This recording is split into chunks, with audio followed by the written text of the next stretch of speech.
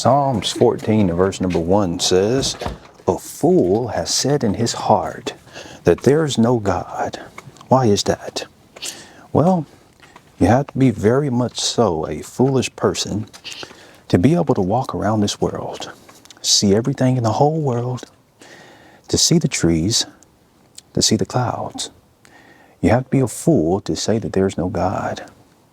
God has given us unlimited proof to where you can go outside, such as I am now, and look up in the sky.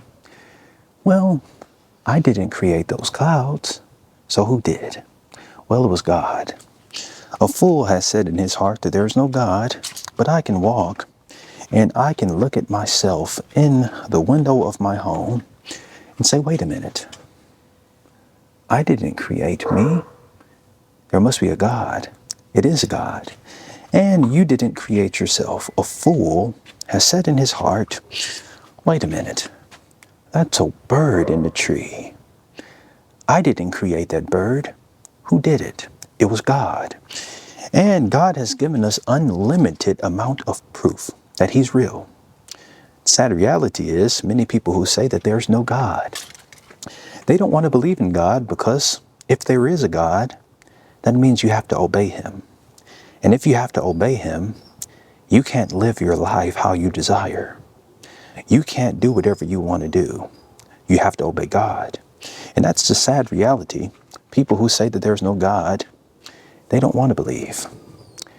It's not that they can't believe, they don't want to. You know, if I told you, well, look at this here. This is an iPhone.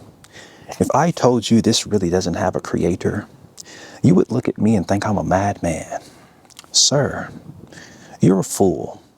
Don't you know this didn't come from nowhere? Don't you know someone made this? A fool has said in his heart that there is no God. A fool would say in his heart, no one created this phone. Design demands a creator. I didn't create myself. God made me.